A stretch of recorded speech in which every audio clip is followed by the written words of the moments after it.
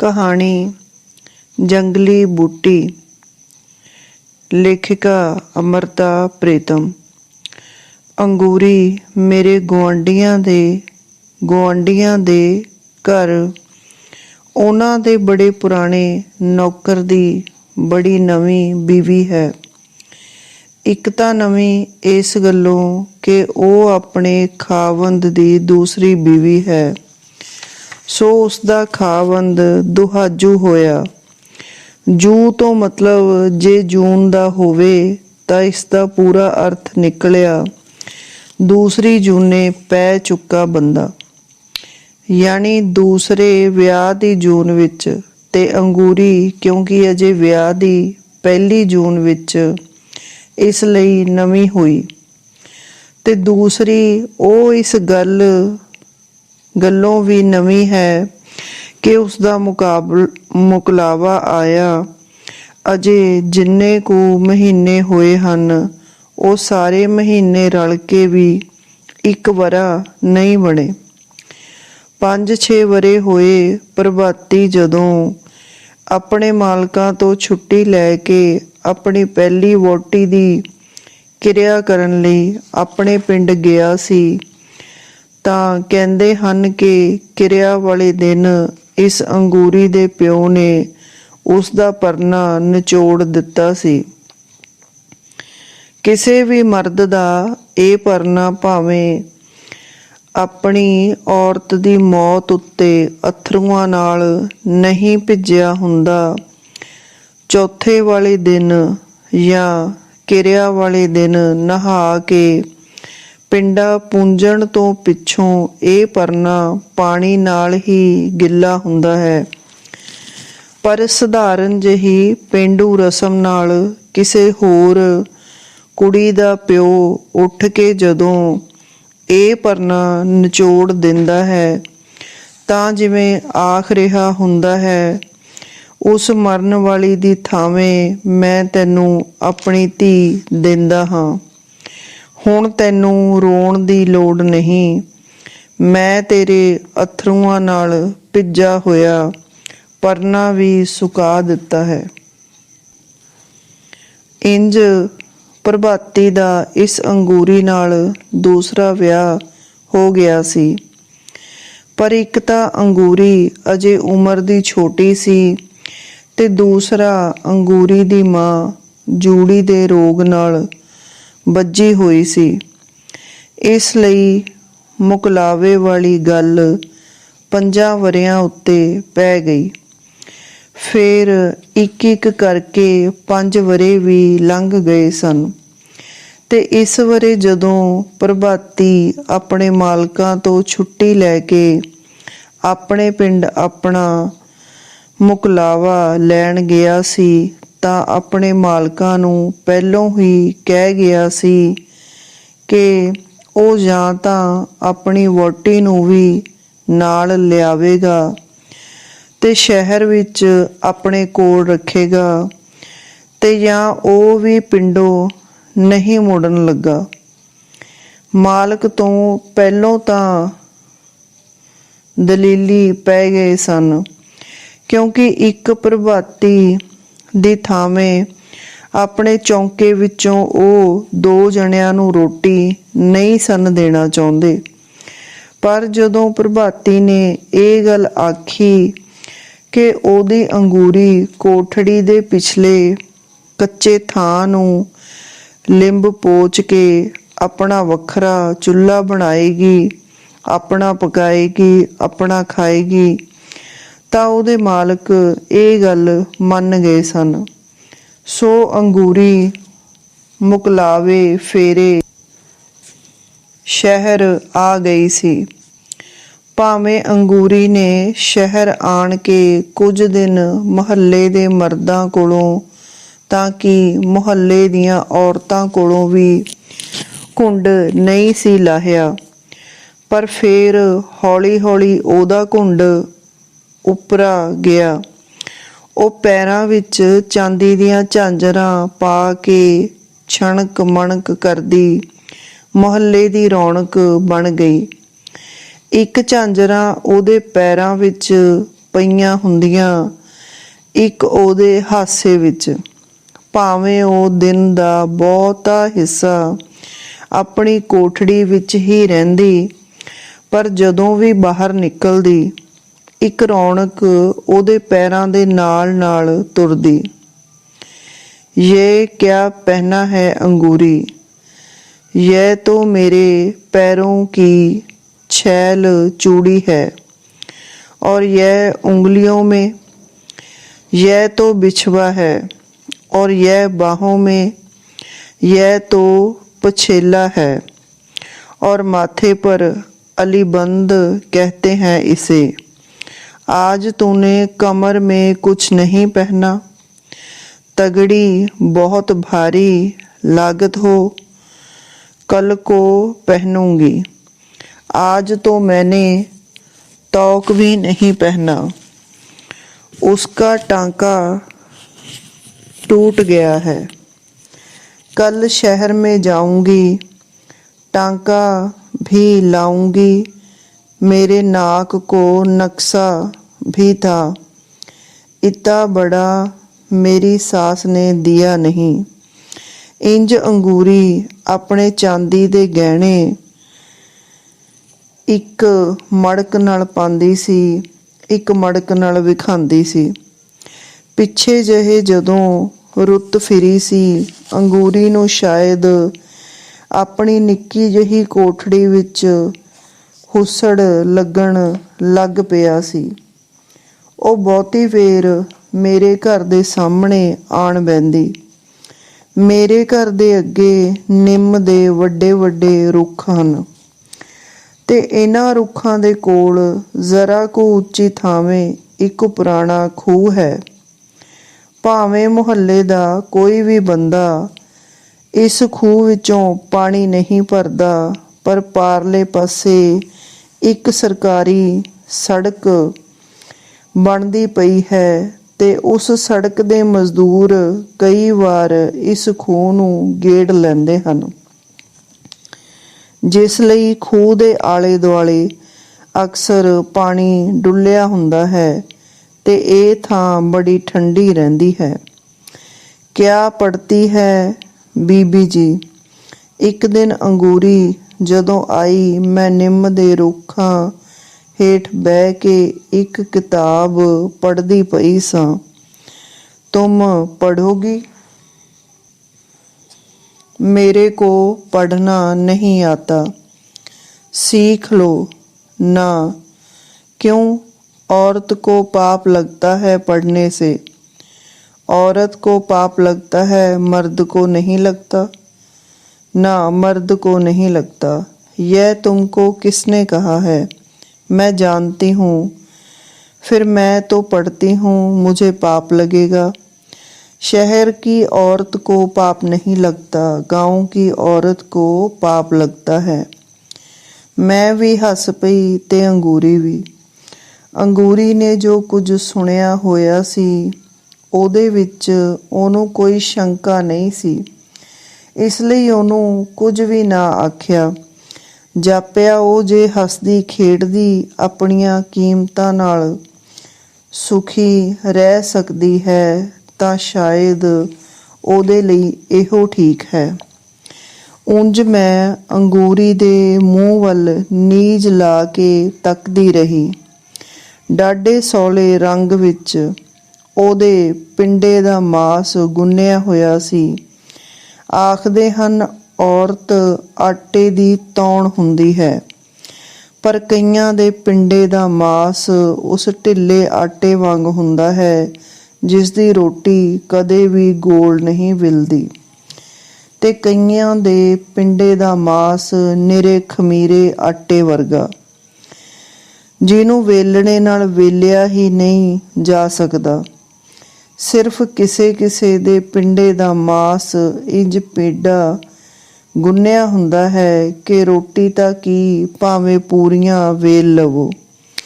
ਮੈਂ ਅੰਗੂਰੀ ਦੇ ਮੂੰਹ ਵੱਲ ਤੱਕਦੀ ਰਹੀ, ਅੰਗੂਰੀ ਦੀ ਛਾਤੀ ਵੱਲ, ਅੰਗੂਰੀ ਦੀਆਂ ਬਾਹਾਂ ਵੱਲ, ਅੰਗੂਰੀ ਦੀਆਂ ਪਿੰਨੀਆਂ ਵੱਲ। ਉਹ ਏਡੇ ਪੀਡੇ ਮੈਦੇ ਵਾਂਗ ਗੁੰਨੀ ਹੋਈ ਸੀ ਜਿਹਦੇ ਨਾਲ ਮੱਠੀਆਂ ਤਲੀਆਂ ਜਾ ਸਕਦੀਆਂ ਸਨ। ਤੇ ਮੈਂ ਅੰਗੂਰੀ ਦਾ ਪ੍ਰਭਾਤੀ ਵੀ ਤੱਕਿਆ ਹੋਇਆ ਸੀ, ਮਧਰੇ ਕੱਦ ਦਾ, ਢਿਲਕੇ ਮੂੰਹ ਦਾ ਬੱਠਲ ਜਿਹਾ। ਤੇ ਫੇਰ ਅੰਗੂਰੀ ਦੇ ਰੂਪ ਵੱਲ ਵੇਖ ਕੇ ਉਸਦੇ ਖਾਵੰਦ ਬਾਰੇ ਇੱਕ ਅਜੀਬ ਤੁਲਨਾ ਸੁੱਝੀ ਕਿ ਪ੍ਰਭਾਤੀ ਅਸਲ ਵਿੱਚ ਆਟੇ ਦੀ ਇਸ ਪੀਡੀ ਗੁੱਝੀ ਔਰਤ ਨੂੰ ਪਕਾ ਕੇ ਖਾਣ ਦਾ ਹੱਕਦਾਰ ਨਹੀਂ। ਉਹ ਇਸ ਤੌਣ ਨੂੰ ਕੱਜ ਕੇ ਰੱਖਣ ਵਾਲਾ ਪੌਣਾ ਹੈ।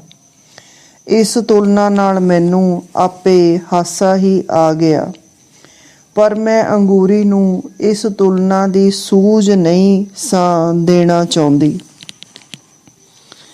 ਇਸ ਲਈ ਉਹਦੇ ਨਾਲ ਉਹਦੇ ਪਿੰਡ ਦੀਆਂ ਨਿੱਕੀਆਂ ਨਿੱਕੀਆਂ ਗੱਲਾਂ ਕਰਨ ਲੱਗ ਪਈ। ਮਾਂ ਪਿਓ ਦੀਆਂ, ਭੈਣ ਭਰਾ ਦੀਆਂ ਤੇ ਖੇਤਾਂ ਪੈਲੀਆਂ ਦੀਆਂ ਗੱਲਾਂ ਕਰਦਿਆਂ ਮੈਂ ਉਹਨੂੰ ਪੁੱਛਿਆ, अंगूरी, तुम्हारे गांव में शादी कैसे होती है? लड़की छोटी सी होती है, 5-7 साल की, जब वो किसी के पाँव पूज लेती है। कैसे पूजती है पाँव?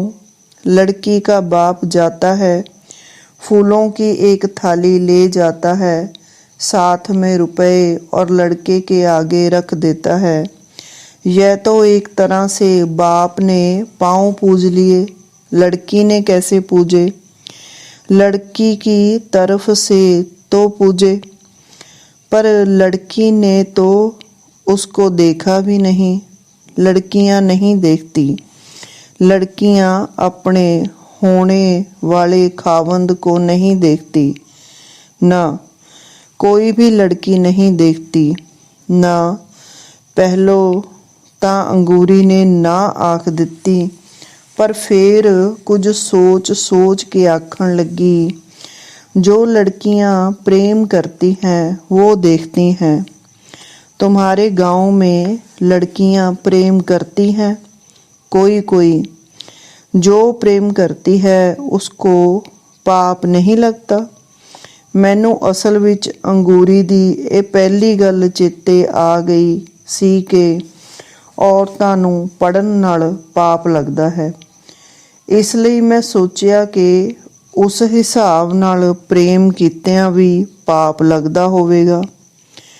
पाप लगता है, बड़ा पाप लगता है, अंगूरी ने छेती नाल आख्या। अगर पाप लगता है तो फिर वो क्यों प्रेम करती हैं? वो तो बात यह होती है कि कोई आदमी जब किसी छोकरी को कुछ खिला देता है तो वो उससे प्रेम करने लग जाती है। कोई क्या खिला देता है उसको? एक जंगली बूटी होती है, बस वही पान में डाल के या मिठाई में डाल के खिला देता है, फिर उसे वही अच्छा लगता है। दुनिया का और कुछ भी अच्छा नहीं लगता। सच मैं जानती हूँ, मैंने अपनी आँखों से देखा है। किसे देखा था? मेरी एक सखी थी, इतनी बड़ी थी मेरे से। फिर क्या? वो पागल हो गई उसके पीछे, शहर चली गई उसके साथ। यह तुम्हें कैसे मालूम है कि तेरी सखी को उसने बूटी खिलाई थी? बर्फी में डाल के खिलाई थी, और नहीं तो क्या। वो ऐसे ही अपने माँ बाप को छोड़ के चली जाती। वो उसको बहुत चीज़ें ला कर देता था। शहर से धोती लाता था, चूड़ियाँ लाता था, शीशे की और मोतियों की गानी भी। यह तो चीज़ें हुई ना, पर यह तुम्हें कैसे मालूम है कि उसने जंगली बूटी खिलाई थी? नहीं खिलाई थी तो फिर वो इसको प्रेम क्यों करने लग गई? प्रेम तो यूं भी हो जाता है, नहीं, ऐसे नहीं होता। जिससे माँ बाप बुरा मान जाए, भला उससे प्रेम कैसे हो सकता है? तूने वो जंगली बूटी देखी है? मैंने नहीं देखी।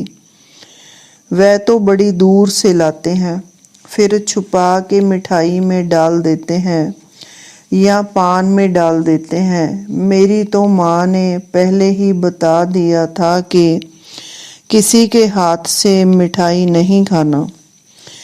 तूने बहुत अच्छा किया कि किसी के हाथ से मिठाई नहीं खाई, पर तेरी उस सखी ने कैसे खा ली? अपना ਕੀਆ ਪਾਏਗੀ ਕਹਿਣ ਨੂੰ ਤਾਂ ਅੰਗੂਰੀ ਨੇ ਕਹਿ ਦਿੱਤਾ, ਪਰ ਫੇਰ ਸ਼ਾਇਦ ਉਸਨੂੰ ਸਹੇਲੀ ਦਾ ਮੋਹ ਆ ਗਿਆ ਜਾਂ ਤਰਸ ਆ ਗਿਆ। दुखे हुए मन नाल आखण लगी, बावरी हो गई थी बेचारी। बालों में कंघी भी नहीं लगाती थी। रात को उठ उठ के गाने गाती थी। क्या गाती थी? पता नहीं क्या गाती थी। जो कोई बूटी खा लेती है, बहुत गाती है, रोती भी बहुत है। गल गाउण तो ਰੋਣ ਉੱਤੇ ਆ ਪਹੁੰਚੀ ਸੀ। ਇਸ ਲਈ ਮੈਂ ਅੰਗੂਰੀ ਨੂੰ ਹੋਰ ਕੁਝ ਨਾ ਪੁੱਛਿਆ। ਤੇ ਹੁਣ ਬੜੇ ਥੋੜੇ ਜਿਹੇ ਦਿਨਾਂ ਦੀ ਗੱਲ ਹੈ। ਇੱਕ ਦਿਨ ਅੰਗੂਰੀ ਨਿੰਮ ਦੇ ਰੁੱਖ ਹੇਠਾਂ ਆਣ ਕੇ ਚੁੱਪਚਾਪ ਮੇਰੇ ਕੋਲ ਖਲੋ ਗਈ। ਅੱਗੇ ਜਦੋਂ ਅੰਗੂਰੀ ਆਉਂਦੀ ਹੁੰਦੀ ਸੀ ਤਾਂ ਛਣ ਛਣ ਕਰਦਾ 20 ਗਜ ਪਰਿਓਂ ਹੀ ਉਹਦੇ ਆਉਣ ਦਾ ਖੜਾਕ ਸੁਣਾਈ ਦੇ ਜਾਂਦਾ ਹੁੰਦਾ ਸੀ। ਪਰ ਅੱਜ ਉਹਦੇ ਪੈਰਾਂ ਦੀਆਂ ਝਾਂਜਰਾਂ ਪਤਾ ਨਹੀਂ ਕਿੱਥੇ ਗੁਆਚੀਆਂ ਹੋਈਆਂ ਸਨ। ਮੈਂ ਕਿਤਾਬ ਉੱਤੋਂ ਸਿਰ ਚੁੱਕਿਆ ਤੇ ਪੁੱਛਿਆ, ਕਿਆ ਬਾਤ ਹੈ ਅੰਗੂਰੀ? ਅੰਗੂਰੀ ਪਹਿਲੋਂ ਕਿੰਨਾ ਚਿਰ ਮੇਰੇ ਵੱਲ ਤੱਕਦੀ ਰਹੀ, ਫਿਰ ਹੌਲੀ ਜਿਹੀ ਆਖਣ ਲੱਗੀ, बीवी जी मुझे पढ़ना सिखा दो। क्या हुआ अंगूरी? मेरा नाम लिखना सिखा दो। किसी को खत लिखोगी? अंगूरी ने जवाब ना दिता ते बिट बिट मेरे मुंह वल तकदी रही। पाप नहीं लगेगा पढ़ने से? मैं फिर पूछया। अंगूरी ने फिर भी जवाब ना दिता ते बिट बिट सामने आसमान वल ਤੱਕਣ ਲੱਗ ਪਈ। ਇੱਕ ਦੁਪਹਿਰਾਂ ਦੀ ਗੱਲ ਸੀ। ਮੈਂ ਅੰਗੂਰੀ ਨੂੰ ਨਿੰਮ ਹੇਠਾਂ ਬੈਠੀ ਛੱਡ ਕੇ ਅੰਦਰ ਆ ਗਈ ਸਾਂ। ਸ਼ਾਮ ਨੂੰ ਫੇਰ ਕਿਤੇ ਮੈਂ ਬਾਹਰ ਨਿਕਲੀ ਤਾਂ ਵੇਖਿਆ ਅੰਗੂਰੀ ਅਜੇ ਵੀ ਨਿੰਮ ਦੇ ਰੁੱਖ ਹੇਠਾਂ ਬੈਠੀ ਹੋਈ ਸੀ, ਬੜੀ ਗੁੱਛਾ ਮੁੱਛੀ ਹੋਈ, ਸ਼ਾਇਦ ਇਸ ਲਈ ਕਿ ਤਰਕਾਲਾਂ ਦੀ ਠੰਡ ਪਿੰਡੇ ਵਿੱਚ ਮਾੜੀ ਮਾੜੀ ਕੰਬਣੀ ਛੇੜਨ ਲੱਗ ਪਈ ਸੀ। ਮੈਂ ਅੰਗੂਰੀ ਦੀ ਪਿੱਠ ਵਾਲੇ ਪਾਸੇ ਸਾਂ। ਅੰਗੂਰੀ ਦੇ ਮੂੰਹ ਵਿੱਚ ਇੱਕ ਗੀਤ ਸੀ, ਪਰ ਨਿਰਾ ਸਿਸਕੀ ਵਰਗਾ। ਮੇਰੀ ਮੁੰਦਰੀ ਮੇ ਲਾਗੋ ਨਗੀਨਵਾ ਹੋ ਬੈਰੀ ਕੈਸੇ ਕਾਟੂ ਜੋਬਨਵਾ। ਅੰਗੂਰੀ ਨੇ ਮੇਰੇ ਪੈਰਾਂ ਦੀ ਬਿੜਕ ਸੁਣ ਲਈ, ਮੂੰਹ ਮੋੜ ਕੇ ਤੱਕਿਆ ਤੇ ਫੇਰ ਆਪਣੇ ਗੀਤ ਨੂੰ ਆਪਣੇ ਮੂੰਹ ਵਿੱਚ ਮੀਟ ਲਿਆ। ਤੂੰ ਤੋ ਬਹੁਤ ਅੱਛਾ ਗਾਤੀ ਹੈ ਅੰਗੂਰੀ। ਸਾਹਮਣੇ ਦਿਸਦਾ ਪਿਆ ਸੀ ਕਿ ਅੰਗੂਰੀ ਨੇ ਆਪਣੀਆਂ ਅੱਖਾਂ ਨੂੰ ਕੰਬਦੇ ਅੱਥਰੂ ਮੋੜ ਲਏ ਤੇ ਉਹਨਾਂ ਦੀ ਥਾਵੇਂ ਆਪਣੇ ਹੋਂਠਾਂ ਉੱਤੇ ਇੱਕ ਕੰਬਦਾ ਹਾਸਾ ਰੱਖ ਦਿੱਤਾ। मुझे गाना नहीं आता। आता है यह तो तेरी सखी गाती थी, उसी से सुना था। फिर मुझे भी सुनाओ। ऐसे ही गिनती है बरस की। 4 महीने ठंडी होती है, 4 महीने गर्मी और 4 महीने बरखा। ऐसे नहीं गा के सुनाओ। अंगूरी ने गाया ते ना, पर 12 ਮਹੀਨਿਆਂ ਦਾ ਵੇਰਵਾ ਇੰਜ ਗਿਣ ਦਿੱਤਾ ਜਿਵੇਂ ਉਹ ਇਹ ਸਾਰਾ ਹਿਸਾਬ ਆਪਣੀਆਂ ਉਂਗਲਾਂ ਉੱਤੇ ਕਰਦੀ ਪਈ ਹੋਵੇ।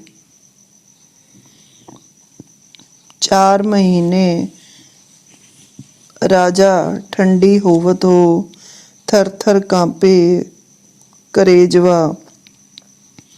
4 ਮਹੀਨੇ ਰਾਜਾ ਗਰਮੀ ਹੋਵਤ ਹੋ, ਥਰ ਥਰ ਕਾਂਪੇ ਪਵਨਵਾ। 4 ਮਹੀਨੇ ਰਾਜਾ ਬਰਖਾ ਹੋਵਤ ਹੋ, ਥਰ ਥਰ ਕਾਂਪੇ ਬਦਰਵਾ। ਅੰਗੂਰੀ ਅੰਗੂਰੀ ਬਿਟ ਬਿਟ ਮੇਰੇ ਮੂੰਹ ਵੱਲ ਵੇਖਣ ਲੱਗ ਪਈ। ਮਨ ਵਿੱਚ ਆਇਆ ਇਸ ਦੇ ਮੋਢੇ ਉੱਤੇ ਹੱਥ ਰੱਖ ਕੇ ਪੁੱਛਾਂ, ਚੱਲੀਏ ਕਿਤੇ ਜੰਗਲੀ ਬੂਟੀ ਤਾਂ ਨਹੀਂ ਖਾ ਲਈ।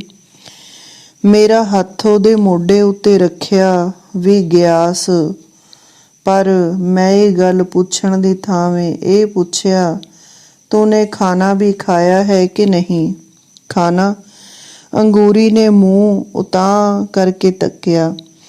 ਉਹਦੇ ਮੋਢੇ ਉੱਤੇ ਰੱਖੇ ਹੋਏ ਹੱਥ ਹੇਠਾਂ ਮੈਨੂੰ ਜਾਪਿਆ ਕਿ ਅੰਗੂਰੀ ਦਾ ਸਾਰਾ ਪਿੰਡਾ ਕੰਬਦਾ ਪਿਆ ਹੈ। ਖਬਰੇ ਹੁਣੇ ਹੁਣੇ ਉਹਨੇ ਕਿਹੜਾ ਗੀਤ ਗਾਇਆ ਸੀ, ਵਰਖਾ ਰੁੱਤ ਵਿੱਚ ਕੰਬਣ ਵਾਲੇ ਬੱਦਲਾਂ ਦਾ, ਗਰਮੀ ਦੀ ਰੁੱਤੇ ਕੰਬਣ ਵਾਲੀ ਪੌਣ ਦਾ, ਤੇ ਸਿਆਲੇ ਦੀ ਰੁੱਤੇ ਕੰਬਣ ਵਾਲੇ ਕਲੇਜੇ ਦਾ। ਉਸ ਗੀਤ ਦੀ ਸਾਰੀ ਕੰਬਣੀ ਅੰਗੂਰੀ ਦੇ ਪਿੰਡੇ ਵਿੱਚ ਸਮਾਈ ਹੋਈ ਸੀ। ਇਹ ਮੈਨੂੰ ਪਤਾ ਸੀ ਕਿ ਅੰਗੂਰੀ ਆਪਣੀ ਰੋਟੀ ਦਾ ਆਪ ਹੀ ਆਹਰ ਕਰਦੀ ਹੈ। ਪ੍ਰਭਾਤੀ ਮਾਲਕਾਂ ਦੀ ਰੋਟੀ ਬਣਾਉਂਦਾ, ਮਾਲਕਾਂ ਦੇ ਘਰੋਂ ਖਾਂਦਾ ਹੈ। ਇਸ ਲਈ ਅੰਗੂਰੀ ਨੂੰ ਉਹਦੀ ਰੋਟੀ ਦਾ ਆਹਰ ਨਹੀਂ ਹੁੰਦਾ। ਇਸ ਲਈ ਮੈਂ ਫੇਰ ਆਖਿਆ, ਤੂਨੇ ਅੱਜ ਰੋਟੀ बनाई है कि नहीं? अभी नहीं, सवेरे बनाई थी, चाय पी थी। चाय? आज तो दूध ही नहीं था। आज दूध क्यों नहीं लिया था? वो तो मैं लेती नहीं। वो तो तू रोज चाय नहीं पीती? पीती हूँ। फिर आज क्या हुआ? दूध तो वो राम तारा। ਰਾਮ ਤਾਰਾ ਸਾਡੇ ਮੁਹੱਲੇ ਦਾ ਚੌਂਕੀਦਾਰ ਹੈ, ਸਾਰਿਆਂ ਦਾ ਸਾਂਝਾ ਚੌਂਕੀਦਾਰ।